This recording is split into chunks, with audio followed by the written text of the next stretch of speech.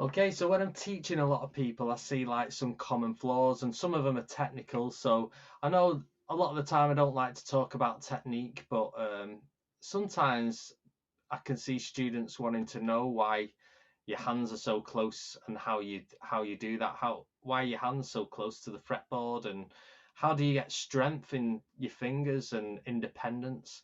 So I'm going to show you three techniques. One's going to give your fingers independence to be able to move, because I know sometimes when you say third finger, move this, and then you could be looking at your hand and you could be like, move, move, and all your other fingers move, but bar the one that you want to move. So we need to get independence. And then sometimes when you want to hammer on with your little finger, you stray away from it because the little finger's got no strength. So you just always have to use your first two fingers and then find yourself in difficult positions. And then the other one is getting your fingers close to the fretboard. I see this quite a lot of times when people are playing, and there's going to be no efficiency to your fingers flying this high off the fretboard. Well, it might if you want some crazy percussion thing you're doing, then yeah, but a lot of the times it can make people sound a bit stumbly when they're playing. So if you notice when I play a lot,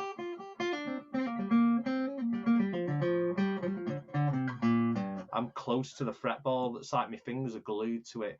All right, so the first exercise, I call it the crab. I don't know if it's got a name, but this is to give independence to your fingers.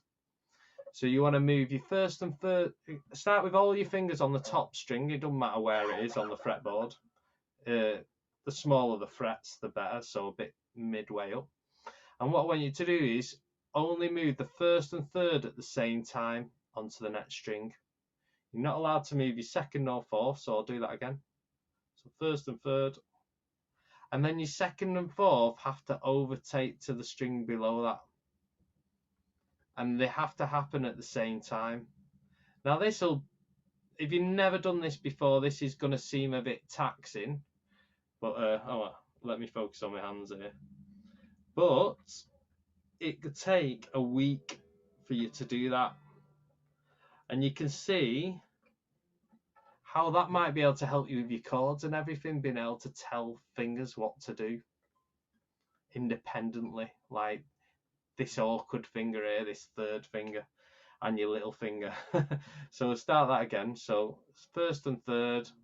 Oh, whoops. It's because I'm watching the screen and doing it. So I watch my fingers. First and third, second and fourth, first and third, second and fourth. So it looks like a bit of a crab walking. Independence. Okay, so we want to work on keeping your fingers close to the fretboard. So we're going to start off in the same way here, and you're only allowed to move one finger at a time. So we're going to move our first finger down one and pluck that on the fifth. And then move your second finger down one. And this gives your fingers independence as well.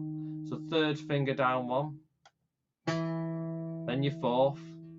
And what you tend to find with this is when you go like this, when you want to move your second finger, your third finger will come up, or something like this will happen. But you've got to just tell that one finger to move. And if it's this slow, so be it, because your mind will get better at telling each finger individually what to do. And then you just continue down until you can build up the speed.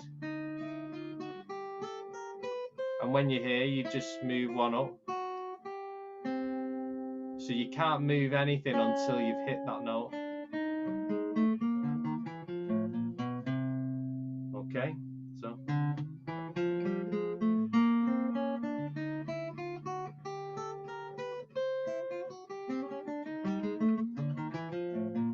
So that's helping to keep your fingers sort of planted to the fretboard. And then you could probably just not have your fingers glued to the fretboard, just go up and down it like that, with the same sort of principle of your fingers being like this. Now, a lot of people play like this. You might find it tricky if your thumb's over the top. You've got to sort of have a natural natural grip like that and stick it under there, so you've got freedom like this rather than like this, which I play like this a lot of the time if I want to dig into the strings and get a bit bluesy. But when I'm playing something a bit more, requires a bit of speed and finesse in that way, my hand goes into a different grip. So yeah, you might want to say to yourself, right, I'll go up 5 frets and back down frets, and I'll do that once a day. And in about 3 weeks' time, imagine how great your fingers will feel on the fretboard and how much efficiency just in a short space of a few weeks. Because we've all played guitar for a lot of months or years, and we've never seemed to master this little bit. So it's worth just putting a bit of time aside just to master these few little techniques, and then forget about them. Once it's served its purpose, you know, just forget them. All right, so the next one is strengthening your fingers. So I'm going to start on the 5th fret, and I'm going to just pluck it. I'm going to do hammer on and pull off twice. So you're hammering and picking off. And same here.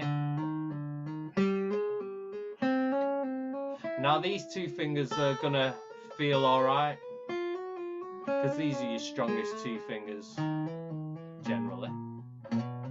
And I remember when I was like 12, I used to go to the 12th fret and back with both them fingers, and that had been what I did for the day. And then I start with the my 2nd and 3rd, hammer on and pull off.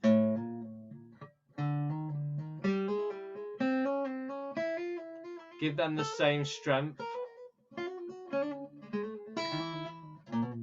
as that.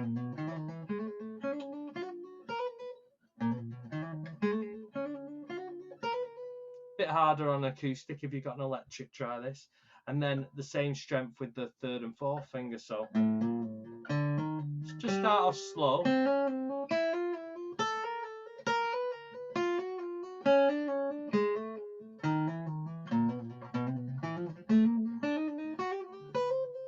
Etc. But you might not be able to do the fast one straight away. It's like you're setting yourself up for I don't want to set you up for it not achieving it. So just go very slow.